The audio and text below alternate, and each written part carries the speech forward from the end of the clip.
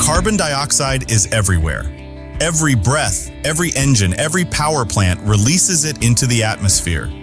But once carbon dioxide mixes with air, it becomes extremely diluted. That dilution is the core problem.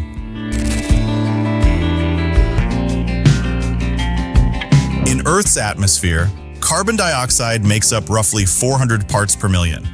That means for every million air molecules, only about 400 are CO2. Trying to extract it from that mixture is like searching for a specific grain of sand on a beach.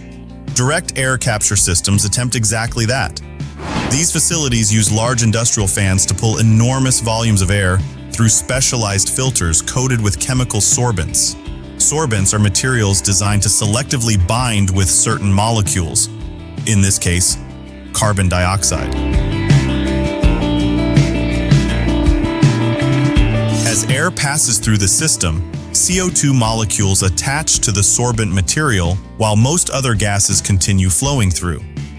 Over time, the filters accumulate carbon dioxide, but capturing CO2 is only the first step. The system must then release it. To do this, the filters are heated or exposed to pressure changes that cause the chemical bond between the sorbent and the carbon dioxide to break. Once released, the CO2 becomes concentrated and can be collected as a gas.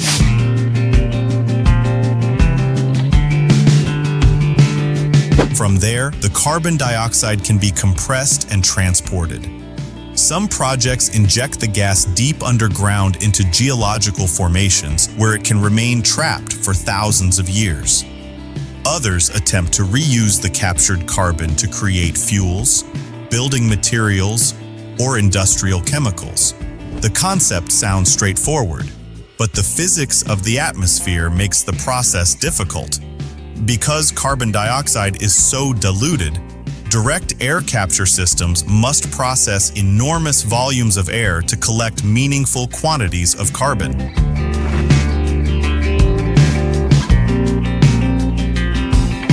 Moving that much air requires energy.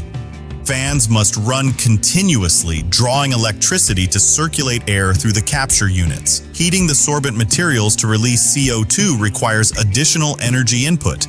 This creates an important engineering constraint. If the energy used to capture carbon produces more carbon emissions than the system removes, the process defeats its purpose. That means energy sources matter. Many proposed systems rely on renewable energy, such as wind or solar, to power their operations.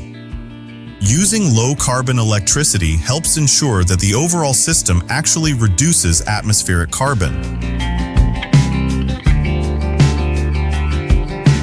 Another constraint is cost. Building and operating direct air capture facilities requires large industrial infrastructure. Fans, filters, heat systems, compressors, and storage pipelines must all work together reliably. Scaling these systems to capture millions of tons of carbon each year remains a major engineering challenge. Yet the appeal is clear. Unlike traditional carbon capture systems attached to power plants, direct air capture can operate anywhere.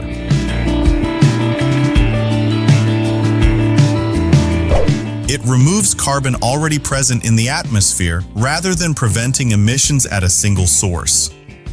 In theory, these systems could help offset emissions from sectors that are difficult to decarbonize, but the technology is still evolving.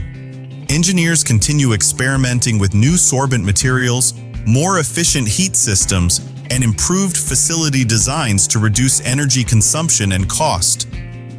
Direct air capture is not a magic solution. It is a tool.